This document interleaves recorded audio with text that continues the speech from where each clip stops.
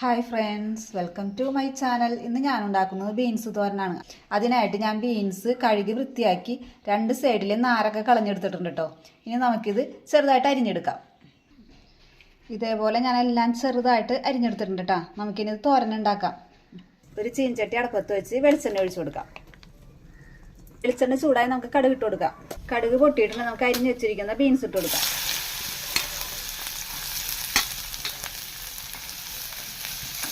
നമുക്ക് ഇളക്കി കൊടുക്കാം കേട്ടോ. ചിലപ്പോൾ ഉപ്പിട്ട് കൊടുക്കാം. നമുക്ക് കുറച്ച് ഉപ്പിട്ട് കൊടുക്കുന്നുണ്ട്.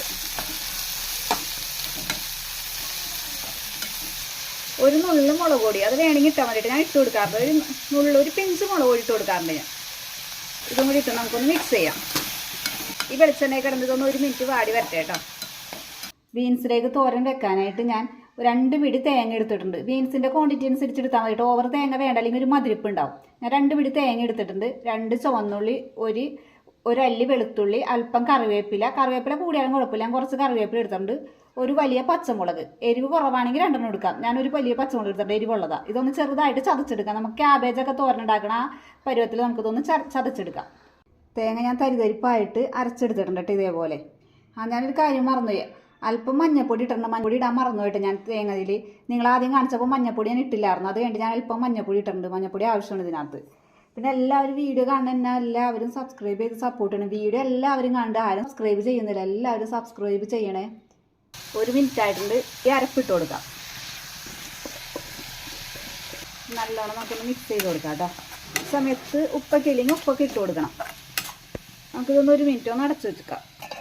ആ തേങ്ങയുടെ പച്ചമണം ഒന്ന് മാറാനാണ്.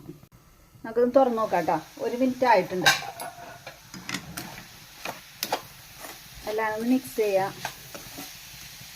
നല്ല സ്മെല്ല് വന്നത് കേട്ടോ. ആ തേങ്ങ വെളിച്ചെണ്ണ കിടന്ന് മൂത്തതിൻ്റെയും ആ ബീൻസിൻ്റെയൊക്കെ നല്ല ടേസ്റ്റി ആയിട്ടുള്ളൊരു തോരനാണ് ബീൻസ് തോരൻ. പെട്ടെന്ന് ഉണ്ടാക്കാൻ പറ്റണം നമുക്ക്. അല്പം കറിവേപ്പിലയും കൂടി ഇട്ട് കൊടുക്കാം. നമുക്ക് റെഡി ആയിട്ടുണ്ട് കേട്ടോ. ഇനി വെളിച്ചെണ്ണ ഒന്നും ഒഴിക്കേണ്ട ആവശ്യമില്ല. വെളിച്ചെണ്ണയിൽ ആദ്യം കടുക് ഒടിച്ച് വഴട്ടിയതല്ലേ ബീൻസ്. അപ്പം വെളിച്ചെണ്ണയൊന്നും ഒഴിക്കേണ്ട ആവശ്യമില്ല.